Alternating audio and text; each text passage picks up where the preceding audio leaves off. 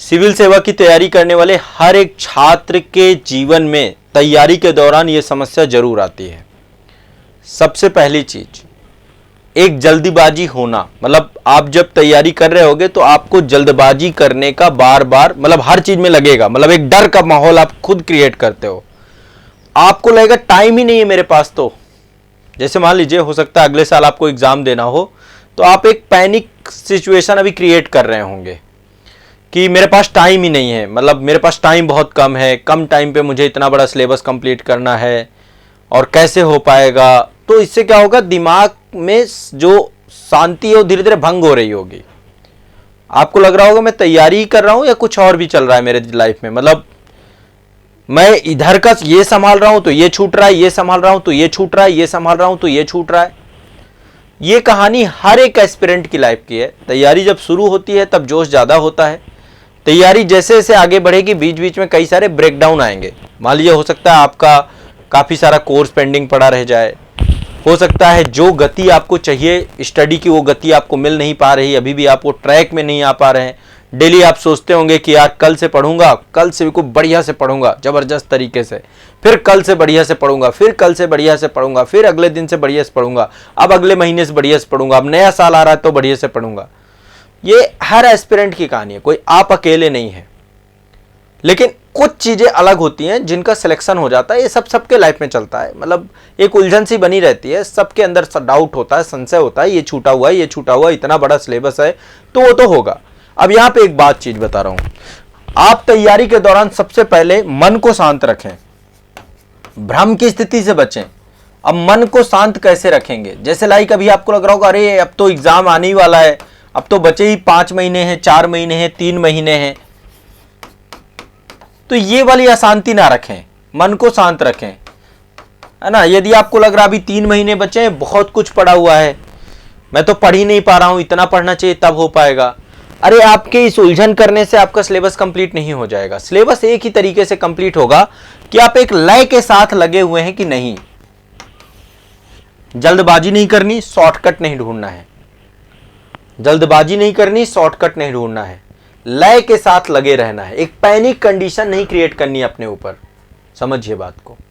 लय के साथ मतलब सुबह से लेकर शाम तक जितना भी समय पढ़ाई को दे सकते हो, जितना संभव समय हो, है ना। ये नहीं घंटों के हिसाब से पढ़ रहे हो सकता है बहुत सारी व्यस्तताएं हैं, आप में से जॉब वाले बच्चों के ऊपर अलग व्यस्तताएं हैं।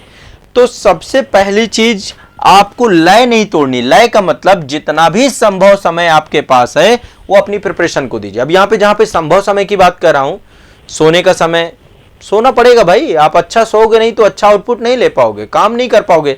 18 घंटे यदि आप काम करना चाहते हो तो 6 घंटे मेहनत करनी, सोनी पड़ेगी, बिल्कुल जबरदस्त गहरी नींद आपको चाहिए, ठीक है ना। यदि आप सोच रहे हो 18 घंटे एक्टिव डे रहे आपका, तो 6 घंटे की नींद कम से कम मिनिमम आपको चाहिए। मैं तो कहता हूं 7 घंटे के लीजिए, 8 घंटे के लीजिए, 9 घंटे के लीजिए। यदि नींद पूरी नहीं हुई तो सब बिगड़ जाएगा। इसकी पीड़ा मैं जानता हूं, मेरे साथ होता है। मैं नींद नहीं पूरी कर पाता हूं अपनी।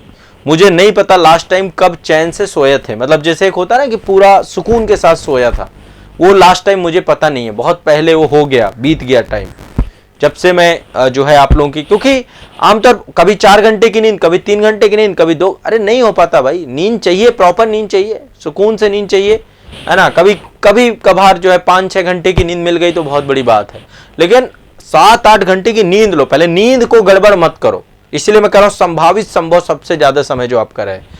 फिर इसके बाद खाना पीना, जॉब कर रहे हो तो वो भी आपको करना है, बट लयबद्धता, रेगुलरिटी, निरंतरता, लय नहीं टूटनी चाहिए। हो सकता है सिलेबस बहुत पड़ा है, जो चीज छूट रही है छूटने भी दो भाई, हर चीज थोड़ा कैप्चर कर सकते हो। दूसरा, मैंने आपको बताया था कि आप लोग सबसे पहले क्या करिए कि जब आप सेल्फ स्टडी करते हैं ना, जैसे मान लो संस्थान के साथ पढ़ रहे हैं, तो देखो हमारी प्रायोरिटी होती है कि हमें पूरा सिलेबस कंप्लीट करना है, डरना नहीं है। एक चीज और बता दूं आपको, यदि आपको लग रहा है ना कि भैया इस साल नहीं हो पा रहा है, सिलेबस कंप्लीट नहीं हो, अगले साल स्विच कर जाना, अगले साल दे देना एग्जाम, क्या दिक्कत है। इतना दिमाग को थॉट प्रोसेस दे दो ताकि ये शांत हो जाए। इसकी ये मशीन बंद करनी है जो ये चल रही है। बोल दो यार मुझे इस बार नहीं देना, अगली बार दूंगा। दिमाग को यही तो बोलना है। इतनी बोलने से दिमाग शांत हो रहा है तो ठीक है। ओवरऑल अब आपका जैसे जैसे एग्जाम आएगा आपके ऊपर दबाव बढ़ेगा, प्रेशर पड़ेगा, और ये सबके साथ होता है, स्वाभाविक है। आपका सिलेबस भी पूरा कंप्लीट हो जाए तो भी आपके मन में दबाव तनाव आएगा। जब तक सिलेक्शन नहीं हो जाएगा, जैसे से परीक्षा आएगी एग्जाम का प्रेशर बढ़ेगा, ये तय है बात। 3 टास्क पर डे करो, 3 टास्क। करंट अफेयर्स करना ही करना है हर हालत में, इसको मत छोड़ो, ये की है आपके सिलेक्शन की, करंट अफेयर्स। दूसरा, उत्तर लेखन जरूर करना है, ये भी की है आपकी। 3 चाबियां दे रहा हूं आपको, मुख्य परीक्षा, उत्तर लेखन। और जितना पढ़ चुके हो उसका 1-2 घंटे रिवीजन करो, जितना पढ़ चुके हो उसको रिवीजन मोड पे भी रखो। ये 3 चीजें पक्का करिए।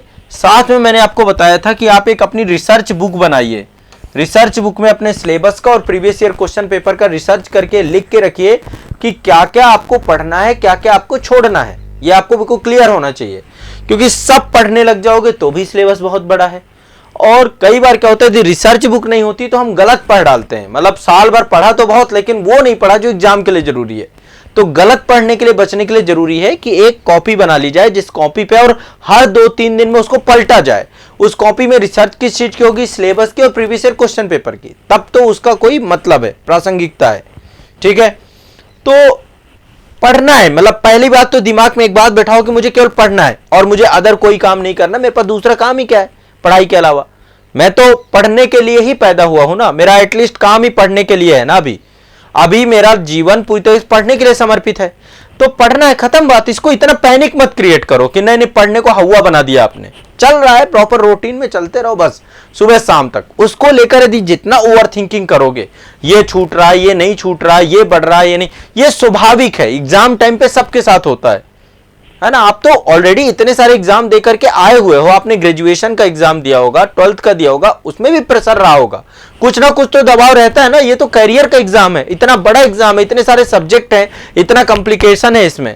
तो पहले एक तो रिसर्च नोटबुक अपने पास रखो, जिस नोटबुक में आपकी रिसर्च होनी चाहिए, टाइम टू टाइम पे ऐड होती रहे। और दूसरा, पर डे करंट अफेयर्स करते रहो, पर डे मेंस आंसर राइटिंग करते रहो, पर डे रिवीजन करते रहो। इतना तो कंपलसरी करना है। इसके बाद आपका जो आप जीएस पढ़ना चाहते हो भैया, जीएस जीके पढ़ो, मैं किसी चीज को मना नहीं करता हूं, बट 3 चीजें आपको रेगुलर करनी चाहिए। इन तीनों प्रोग्राम को देखो, मैं भी आपके साथ लेकर चल ही रहा हूं, करंट चल रहा हूं, आंसर राइटिंग चल रहा हूं और शाम को रिवीजन की क्लास करा रहा हूं। ये 3 कंपलसरी सेगमेंट है आपके। बाकी अपना सिलेबस पढ़ते रहो, जो आपका सिलेबस है, और क्या करना है। इतना यदि आप करेंगे तभी हो पाएगा। अच्छा, एक चीज और बता रहा हूं, जो आईएएस का एग्जाम देना चाहते हैं पहले उनके लिए, आईएएस का और जहां जहां सी सेट है, आईएएस और सी सेट सभी के लिए, जहां भी सी सेट है, जैसे यूपी पीसीएस में सी सेट है, एमपी पीएससी में सी सेट है, बिहार में मैथ का एक और सांख्यिकी, इन दोनों का सेगमेंट है आपका। बीपीएससी में 10 क्वेश्चन ही आते हैं, लेकिन आते तो हैं। तो जहां पर भी आपका सी सेट है, आईएएस में सी सेट है, उनको अब सप्ताह में 2 से 3 घंटा, 4 घंटा कम से कम सप्ताह में, पर वीक, मैं पर डे नहीं बोल रहा हूं, पर सप्ताह कम से कम 3 से 4 घंटा आपको देना है मैथ और रीजनिंग के लिए। 1-2 घंटे मैथ दे दीजिए, 1-2 घंटे रीजनिंग दे दीजिए। बताइए, मैथ और रीजनिंग 2 के लिए टाइम देना ही देना है, अन्यथा सी सेट नहीं होगा बच्चों। जीएस में तो आपने महारत हासिल कर ली, जीएस में आप लिख भी सकते हो बना के, तो मैथ और रीजनिंग करनी, इसके लिए कुछ मत करो। एक तो पहली बात, सी सेट के प्रीवियस ईयर क्वेश्चन पेपर उठाओ, उनको देखो किस लेवल के क्वेश्चन पूछ रहा है। और इसके बाद बहुत सारे ऑप्शन है आपके पास, आर.एस. अग्रवाल की बुक है आपके पास, सॉल्व्ड पेपर मिल जाएगा, टीएमएच की बुक आती हैं। तो सी सेट की कोई एक किताब लेकर के उसमें सोल्यूशन भी आपको मिल जाते हैं। हमने टेस्ट सीरीज में आपको पीवाईक्यू तक अवेलेबल करा रखे हैं सी सेट के। तो एक बार जो है ये जरूर कर लेना, मैथ रीजनिंग कंपलसरी कर लेना, ठीक है। एक चीज ये ध्यान रखिएगा, नेक्स्ट जो आपका आने वाला क्लासेस रहेंगी उसमें मैं सी सेट सप्ताह में एक क्लास आपकी इंक्लूड कर लूंगा, जिसमें केवल कंप्रीहेंशन आपकी करवाऊंगा। लेकिन सी सेट आप करना चालू कर दो, नहीं तो देख लेना पीटी नहीं क्वालिफाई हो पाएगा, बता दे रहा हूं, अभी से क्लियर किए दे रहा हूं। चाहे यूपी पीसीएस वाले हो, चाहे एमपी वाले हो, चाहे आईएएस वाले हो, चाहे जो भी हो, 33% सबका नहीं आ पाता है, आधे पीटीस गायब हो जाते हैं, ये चीज ध्यान रखना। दूसरी चीज जो करो, पहली चीज तो ये करना है कंपलसरी है दूसरा काम, 3 तो टास्क मैंने ये दे दिए, करंट अफेयर्स पर डे, मेंस आंसर राइटिंग पर डे और रिवीजन पर डे, और सप्ताह में 2 से 3-4 घंटे सी सेट के। सी सेट में मैं कंप्रीहेंशन आपका कवर करा दूंगा एग्जाम से पहले पहले, ये मेरा कमिटमेंट है। करवा दूंगा तो करवा दूंगा, पूरा अभ्यास करा दूंगा, लेकिन कंप्रीहेंशन करोगे तो आप खुद से ना। 1-2 सेशन तो मैं ले भी चुका हूं कंप्रीहेंशन के, जिसमें बता चुका हूं आपको पूरा मेथड और तरीका, ठीक है। बाकी सी सेट का बैच ले लो, ईश्वर अग्रवाल सर के द्वारा करवाया जा रहा है, बैच में क्लास है, या फिर कहीं से भी करो, मेरा सिर्फ कहना है कि करना है आपको, ठीक है। दूसरी चीज इंग्लिश, जिससे आप सबसे ज्यादा भागते हो, इसको ऐसा मत कर देना कि आप में हवा क्रिएट हो जाए। मेंस में 300 नंबर का इंग्लिश का पेपर है, जिसमें से आपको 75 नंबर लाने ही लाने हैं। इतना बुरा हाल भी ना रहे आपका कि आप लिख नहीं पा रहे, पढ़ नहीं पा रहे, समझ नहीं पा रहे। आप इंग्लिश का, जो आईएएस वालों को बता रहा हूं, यूपी पीसीएस में नहीं इंग्लिश आती, एमपी में नहीं है शायद, और कहीं नहीं है, सिर्फ ये आईएएस वालों के लिए बता रहा हूं जो आईएएस देना चाहते हैं। इंग्लिश इतनी आनी चाहिए कि आप ट्रांसलेशन कर पाओ, आप प्रेसी राइटिंग कर पाओ, आप ऐसे लिख पाओ, आप हिंदी से इंग्लिश और इंग्लिश से हिंदी ट्रांसलेशन कर पाओ, ठीक है। वोकैबुलरी भी आपका ठीक ठाक कुछ रहे, ये भी कर लेना भाई। देखो, मैथ नहीं आती तो मैथ करना पड़ेगा, कोई फायदा नहीं है। यदि नहीं आती तो नहीं आना ऑप्शन नहीं है। मैं सी सेट के लिए एक सिंपल सा तरीका आपको बता रहा हूं।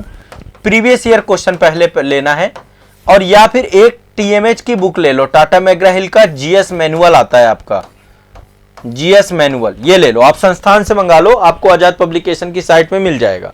लेटेस्ट जीएस मैनुअल जो रहेगा, मोटी सी किताब आती है आपकी सी सेट की, तो वो वाली किताब मैंने कई बार बुक रिव्यू किया आपका, उस बुक का लेकर के सी सेट का, ठीक है। मैं एक बार देखो यदि पॉसिबल होता है तो आप लोगों को दिखा भी देता हूं, ठीक है। तो सी सेट को आप लोगों को जरूर करना चाहिए। सी सेट आप लोगों को नहीं करोगे तो एग्जाम तक में, क्योंकि अभी टाइम है, अभी प्रैक्टिस कर सकते हो, अभी आप आइडेंटिफाई कर सकते हो। सी सेट का मैनुअल है क्या? सी सेट जीएस का, टीएमएच का होगा, देखिए यदि हो तो। सी सेट का मैनुअल देखा तो होगा ना आप लोगों ने, मोटा सा होता है। अब यहाँ पे तो मेरे पास दूसरे मैनुअल रखे हुए हैं, कोई भी मतलब एक ले लीजिए। मैं एटलीस्ट एक आपको, ये बहुत पुराना है वैसे, ये जब मैंने किया था तब उस दौरान, ऐसे करके कई सारे मैनुअल आते हैं, काफ़ी सारे, है ना। तो मैनुअल आते हैं आपके, यूनिक का आता है, पियर्सन का आता है, किसी का भी आता है। तो सी सेट का रहता है, ये मेरा है, बहुत पुराना है, आप देख सकते हैं, मैंने इसको पूरा सॉल्व कर रखा है, ठीक है। तो आपको करना पड़ेगा, मतलब इसमें सारा कुछ कंप्रीहेंशन भी रहते हैं इसमें काफ़ी सारे। मैं टीएमएच वाला आपको बता रहा हूँ, वो कर लीजिएगा। थोड़ा प्रीवियस ईयर क्वेश्चन पेपर देख लीजिएगा, तो इसमें एटलीस्ट सिविल सर्विसेज के अकॉर्डिंग ही क्वेश्चंस रहते हैं, मैथ, रीजनिंग वगैरह सारा कुछ आपका रहता है, ठीक है। पीएससी में ऐसी बुक होगी, इस तरीके में है कि नहीं है? ओके ओके, ठीक।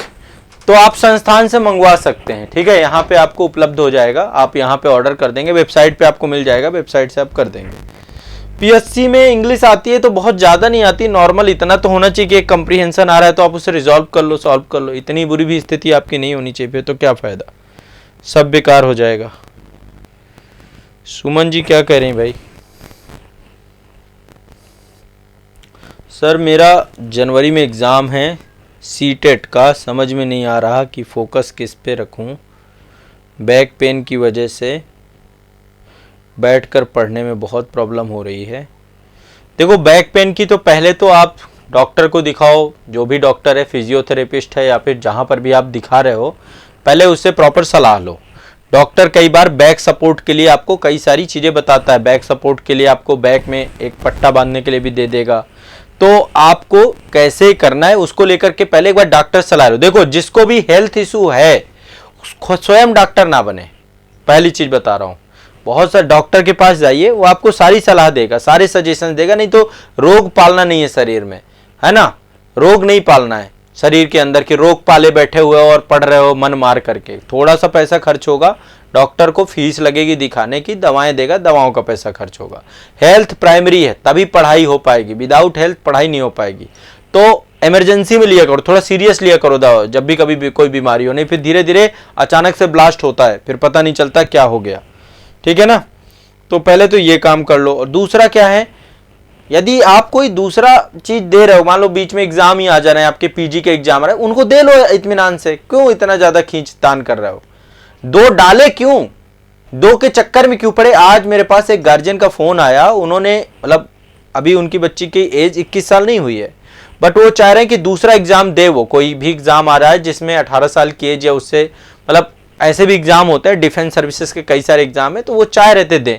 मैंने हमेशा एक ही बात समझाता हूं, एक का जिसका अभ्यास कर सको उसी को दो, ठीक है। लेकिन यदि आपको सीटेट देना आप दीजिए, मैं उसके लिए मना नहीं कर रहा हूं, बट आपने आईएएस जैसा, पीसीएस जैसा इतना बड़ा एग्जाम पकड़ रखा है, अभ्यास तो करिए ना इसका। विदाउट अभ्यास कैसे हो पाएगा? और टेस्ट सीरीज लगाना आप शुरू करना है। देखो मैं ऑल इंडिया टेस्ट सीरीज आपकी अगले सप्ताह से स्टार्ट कर दूंगा। ऑल इंडिया टेस्ट सीरीज हमारी अगले सप्ताह से चालू हो जाएगी, निःशुल्क रहेगी।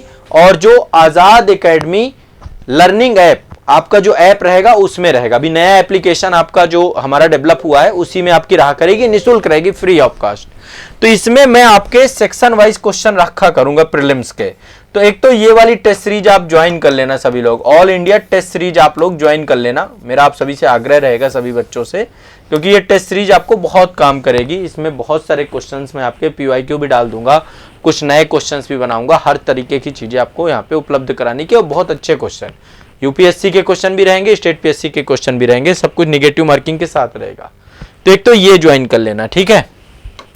और दूसरा काम आप सभी को मैं इतना दे रहा हूं कि आप टेस्ट भी ज्वाइन करके टेस्ट भी लगाना, फुल लेंथ टेस्ट, पीवाईक्यू लगा लेना, मतलब प्रॉपर ये काम भी करते रहना है। यदि होगा तभी हो पाएगा। कहां पे कमी हो रही, कमी भी तो ढूंढिए। देखो टेस्ट लगाने भर से फायदा नहीं होगा, टेस्ट लगाने के बाद अपनी कमियों का एनालिसिस करने में भी आधा एक घंटा लगाइए, क्या एटलीस्ट किस क्वेश्चंस किस तरीके के गलत हो रहे हैं, क्या वो टॉपिक मैंने पढ़े नहीं है या मैंने उसका रिवीजन नहीं किया। रीजन तो पता करिए ना कहाँ कमी हो रही है। आपने रिवीजन नहीं किया तो गलत हो गया, आपको डाउट हो रहा है, आपको पढ़ने में दिक्कत, कुछ तो जल्दबाजी में पढ़ डाला, तो सेक्शन वाइज पहले क्लियर करिए कि कौन से सेक्शन के क्वेश्चन ज़्यादा गलत हो रहे हैं, है ना, क्यों गलत हो रहे हैं, या तो आपने पढ़ा नहीं होगा या तो कोई और बात होगी। तो सारी चीज़ों का एनालिसिस करने के बाद होगा।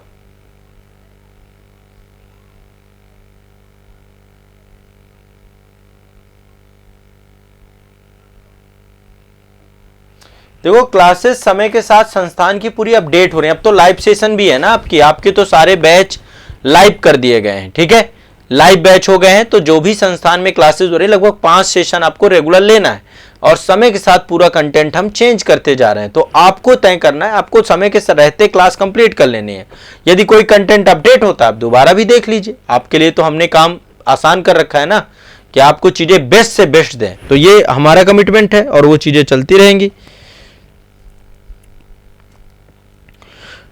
हाँ, मेंस के लिए आंसर राइटिंग करो। पर डे एक क्वेश्चन मेरे साथ, एक क्वेश्चन घर में, 2 क्वेश्चन पर डे का टारगेट रखो, और पर डे करना है। मैंने ऊपर ही ये लिखा है ना कि 3 काम तो करने ही करने, करंट अफेयर्स पढ़नी है, आंसर राइटिंग करनी है और रिवीजन करना है। इतना तो करना ही करना है। रिवीजन मतलब जो अभी पढ़ रखा है, पहले इन 3 को स्थान दीजिए दिनचर्या में, फिर नया पढ़िए, अपना जो छूट गया उसे पढ़िए। मैथ सीसेट के लिए सप्ताह में टाइम निकालिए, इंग्लिश के लिए टाइम निकालिए, नहीं तो दिवस अपने फैंटेसी बन के रह जाएगा, कोई फायदा नहीं है।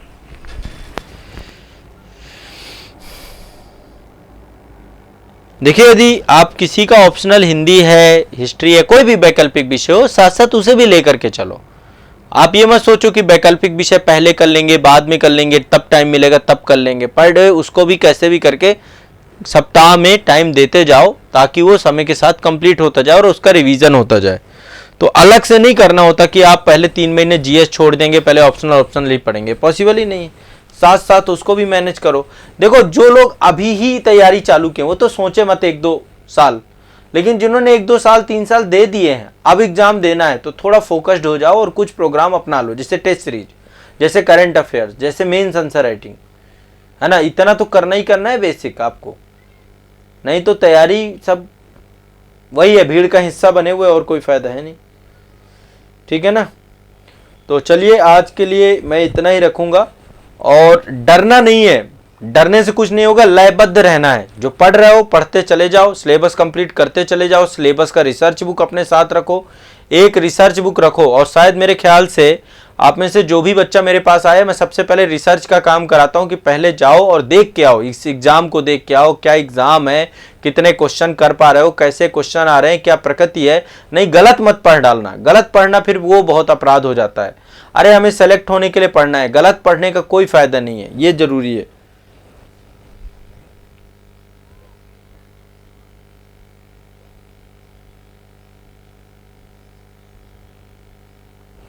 हाँ, सुधार करना है और चीजों को देखो, कमियां जब तक आइडेंटिफाई नहीं करो, कोई काम करने भर से बात नहीं बनती है। काम करने के बाद कमियां निकालो कि अच्छा ये कमी है, और वो लिस्ट आपके पास होनी चाहिए कमी की, और वो कमी को दूर करना है। आप निगेटिव मार्किंग में ज्यादा नंबर निकाल दे रहे हो, स्कोर तो अच्छा बन रहा है पर निगेटिव में चला जा रहा है, तो भैया क्यों इतना अटेम्प्ट करना, क्यों जो डाउट हो रहा है, किस टाइप के क्वेश्चन गलत हो रहे हैं भी आइडेंटिफाई करो। टेस्ट सीरीज से क्लियर होगा आपका। ठीक है, तो आज के सेशन के लिए इतना ही रखता हूं। बाकी डरना नहीं है, लयबद्धता के साथ जितना मैक्सिमम टाइम हो, अपना टाइम गलत जगह देना बंद करिए। ठीक है, यूट्यूब और इन सब में फालतू के रील वील मत चलाइएगा कभी भी, सिर्फ एक ही फोकस रहना चाहिए। थोड़ा तप लो, तपस्या वाली चीज है। और एग्जाम नजदीक आ रहा है, एग्जाम आ जाएगा, जब आ जाएगा तब दे देंगे, पर एग्जाम का हुआ आज से मत बताओ। मैं तो कहता हूं प्रीलिम्स का एग्जाम वाले दिन नहीं है, हर सैटरडे को आपका पीटी होना चाहिए। हर सैटरडे को आपके दिमाग में होना चाहिए कि आज पीटी देना है, तो एक टेस्ट सीरीज लगाओ, ऑल इंडिया टेस्ट सीरीज से जुड़ो, है ना। हर सैटरडे अपना पीटी मान के चलो, तो इससे क्या होगा, डर आपका धीरे धीरे खत्म होता जाएगा, है ना। तो पीटी वाला माहौल हर सैटरडे को घर पे बनाओ, और फिर टेस्ट पेपर दो, और फिर देखो कहां पे क्या चल रहा है।